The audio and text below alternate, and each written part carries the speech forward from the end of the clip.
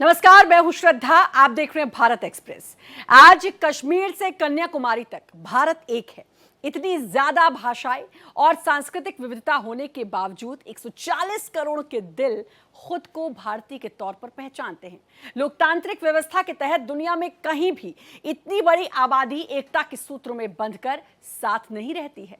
आपको याद दिला दें, एकता की इस मजबूत बुनियाद को आकार देने वाले थे सरदार वल्लभ भाई पटेल, भारत के पहले उप प्रधानमंत्री और गृह मंत्री को उनकी 150वीं जयंती पर पूरा राष्ट्र नमन कर रहा है। लौह पुरुष को श्रद्धांजलि देते हुए देश भर में भारत पर्व का आगाज हो चुका है। देखिए भारत की एकता के पुरोधा को समर्पित हमारी ये खास रिपोर्ट।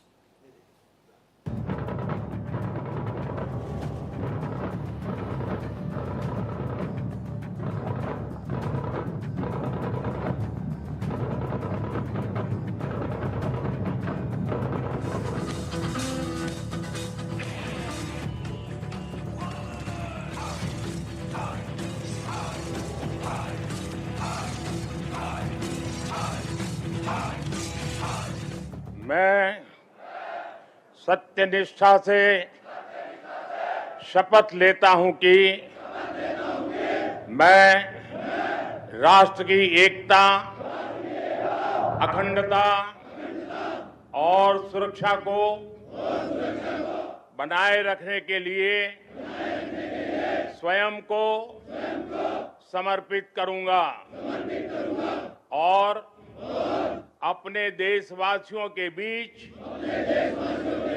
यह संदेश फैलाने का भी भरसक प्रयत्न करूंगा। मैं यह शपथ अपने देश की एकता की भावना से ले रहा हूं।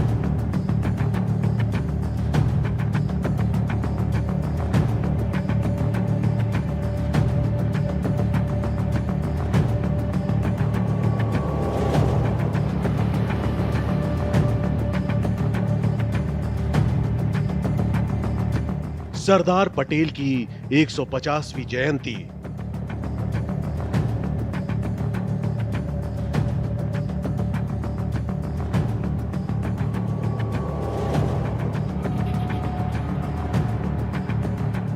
राष्ट्रीय एकता की ठोस नींव रखी।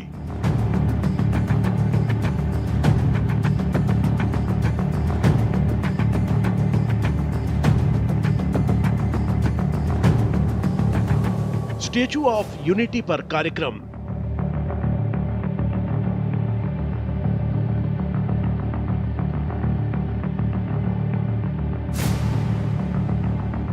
राष्ट्र का लौह पुरुष को नमन।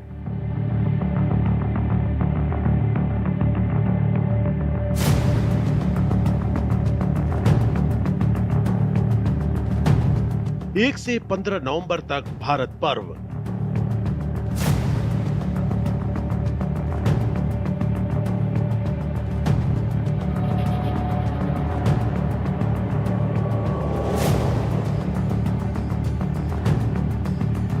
पूरा देश लौह पुरुष सरदार वल्लभ भाई पटेल की 150वीं जयंती मना रहा है।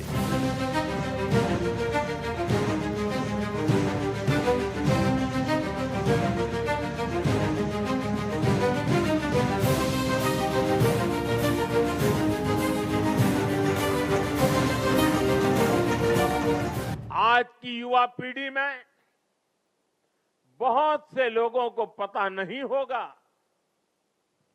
सरदार साहब चाहते थे जैसे उन्होंने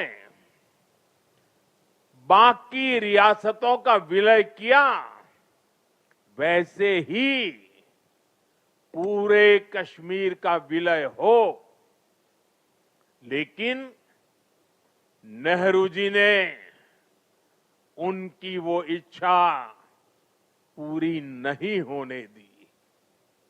कश्मीर को अलग संविधान और अलग निशान से बांट दिया गया।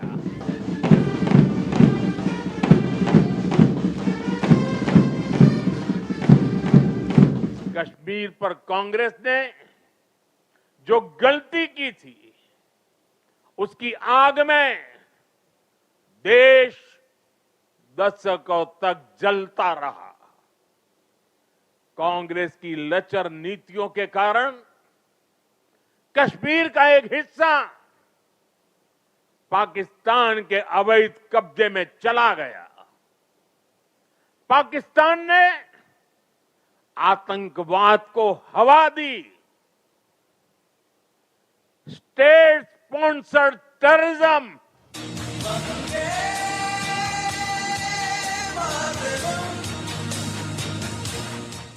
कांग्रेस ने सरदार साहब के विजन को भुला दिया, लेकिन हम नहीं भूले।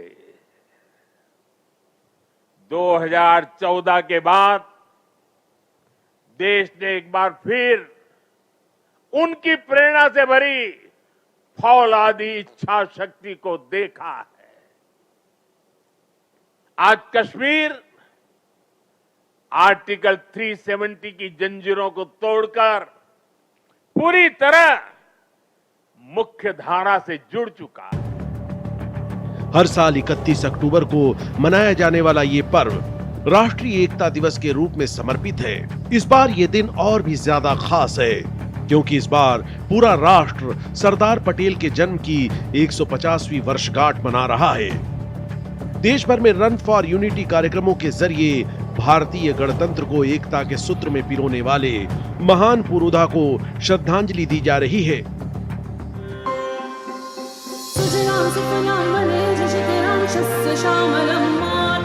सरदार वल्लभ भाई पटेल केवल स्वतंत्रता सेनानी नहीं थे, बल्कि आजाद भारत के निर्माता, दृढ़ प्रशासक और सच्चे राष्ट्र नायक थे। उनकी दूरदृष्टि ने बिखरे हुए भारत को एक सूत्र में पिरोया। चंद रोज पहले प्रसारित किए गए मन की बात कार्यक्रम में प्रधानमंत्री नरेंद्र मोदी ने असाधारण प्रतिभाओं के धनी सरदार पटेल की देशभक्ति के बारे में बताया। सरदार पटेल जी की 150वीं जयंती का दिन पूरे देश के लिए एक बहुत विशेष अवसर है। सरदार पटेल आधुनिक काल में राष्ट्र की सबसे महान विभूतियों में से एक रहे हैं। उनके विराट व्यक्तित्व में अनेक गुण एक साथ समाहित थे। वे एक अत्यंत प्रतिभाशाली छात्र रहे। उन्होंने भारत और ब्रिटेन दोनों ही जगह पढ़ाई में बेहतरीन प्रदर्शन किया। वे अपने समय के सबसे सफल वकीलों में से भी एक थे। वो वकालत में और नाम कमा सकते थे, लेकिन गांधी जी से प्रेरित होकर उन्होंने खुद को स्वतंत्रता आंदोलन में पूरी तरह समर्पित कर दिया। खेड़ा सत्याग्रह से लेकर बोरसद सत्याग्रह तक अनेक आंदोलनों में उनके योगदान को आज भी याद किया जाता है। अहमदाबाद म्युनिसिपैलिटी के प्रमुख के रूप में उनका कार्यकाल भी ऐतिहासिक रहा था। उन्होंने स्वच्छता और सुशासन को सर्वोच्च प्राथमिकता दी। उप प्रधानमंत्री और गृह मंत्री के रूप में उनके योगदान के लिए हम सभी सदैव उनके ऋणी रहेंगे। साथियों, सरदार पटेल ने भारत के ब्यूरोक्रेटिक फ्रेमवर्क की एक मजबूत नींव भी रखी। देश की एकता और अखंडता के लिए उन्होंने अद्वितीय प्रयास किए।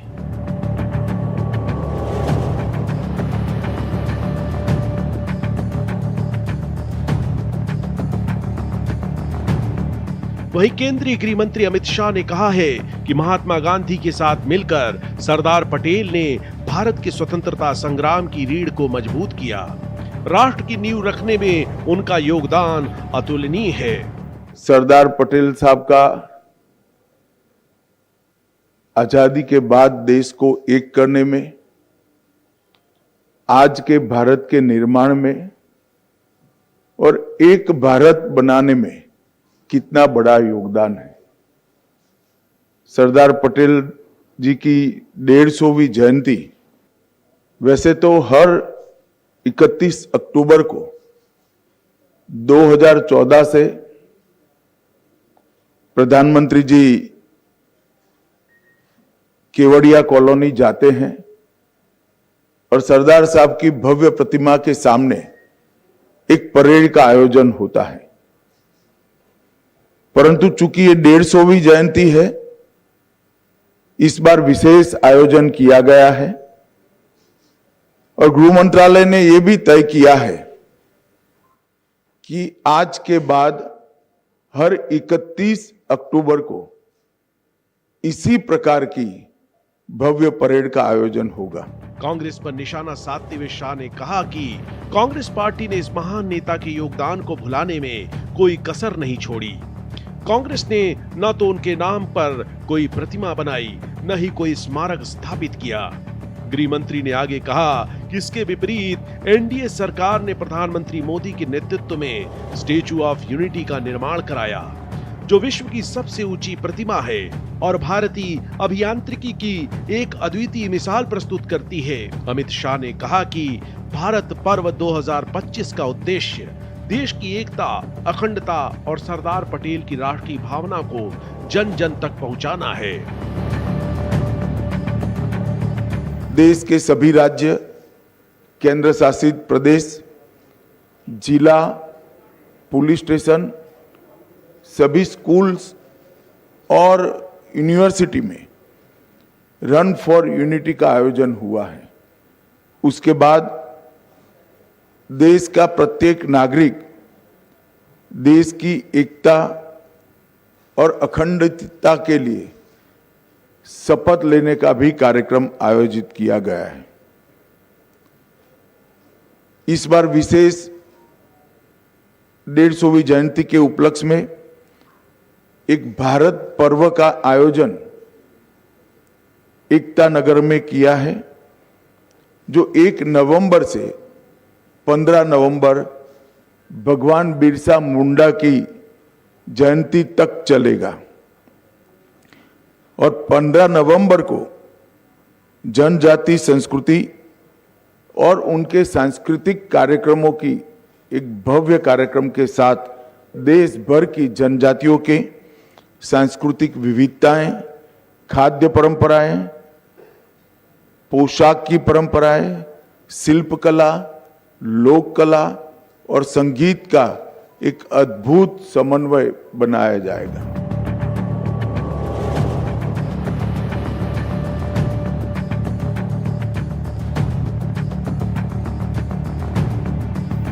हम सब जानते हैं, सरदार पटेल हमारे देश के लिए एक व्यक्ति नहीं, एक विचारधारा है, एक पूर्ण देश को समर्पित व्यक्तित्व, जिसने आजादी के आंदोलन में न केवल एक प्रमुख सेनानी के रूप में भूमिका निभाई, गांधी जी के साथ रहकर आजादी के आंदोलन की संगठनात्मक रीढ़ की हड्डी सरदार पटेल बने थे।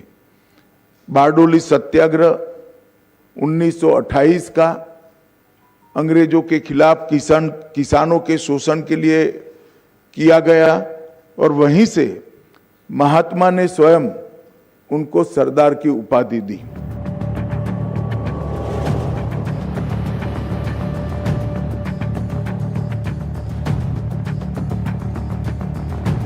बता दें, झावेर भाई और लाडबा पटेल ने 31 अक्टूबर 1875 को गुजरात के नाडियाद में सरदार वल्लभ भाई पटेल को जन्म दिया।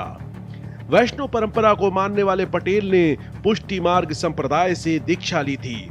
36 वर्ष की आयु में उन्होंने इंग्लैंड की यात्रा की और कड़ी मेहनत के बाद मिडिल टेम्पल से वकालत की पढ़ाई पूरी की। लौटने के बाद पटेल ने जनसेवा में अपना करियर शुरू किया और अहमदाबाद के बैरिस्टर के रूप में प्रसिद्धि प्राप्त की। 1927 में गुजरात में आई विनाशकारी बाढ़ के दौरान उन्होंने अपनी असाधारण संगठन क्षमता का परिचय दिया। नगर पालिका अध्यक्ष के रूप में उन्होंने एक स्वयंसेवी सेना का गठन किया और प्रभावित जिलों में आपूर्ति पहुंचाने के लिए धन जुटाने का अभियान शुरू किया। उन्होंने आधिकारिक सहायता मिलने से बहुत पहले ही जनता को सहायता प्रदान कर दी थी, जो तब अनावश्यक थी जब वो पहुंची। 1930 में उन्हें शुरू में हिरासत में लिया गया और कैद कर लिया गया। अगले 16 वर्षों में से लगभग आधे समय तक वे जेल में रहे। स्वतंत्रता संग्राम के अंतिम वर्षों में उन्होंने गांधी जी और अन्य नेताओं के साथ स्वतंत्रता के मार्ग की योजना बनाने और बातचीत करने में सक्रिय रूप से भाग लिया। भारत के प्रथम उप प्रधानमंत्री और गृह मंत्री के रूप में उन्होंने लगभग 560 रियासतों और औपनिवेशिक प्रांतों को आधुनिक भारत बनाने वाले राज्यों में संगठित करके एक उत्कृष्ट कृति बनाई। उनके दृढ़ कदमों ने हैदराबाद के निजाम को भारत संघ में शामिल होने के लिए राजी कर लिया और जूनागढ़ को पाकिस्तान में शामिल होने से रोक दिया। अल्पावधि में यथास्थिति बनाए रखने के लिए हैदराबाद के निजाम मीर उस्मान अली खान बहादुर और भारतीय सरकार ने एक गतिरोध समझौते पर हस्ताक्षर किए, लेकिन पटेल का ये कदम राज्य में हिंसा और सांप्रदायिक तनाव से प्रेरित था।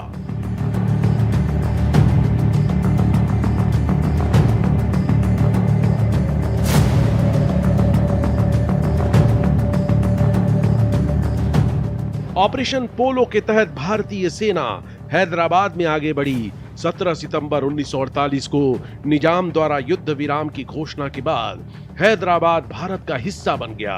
विलय का इतिहास ऐतिहासिक उपलब्धियों और अनूठी कठिनाइयों दोनों से भरा रहा है।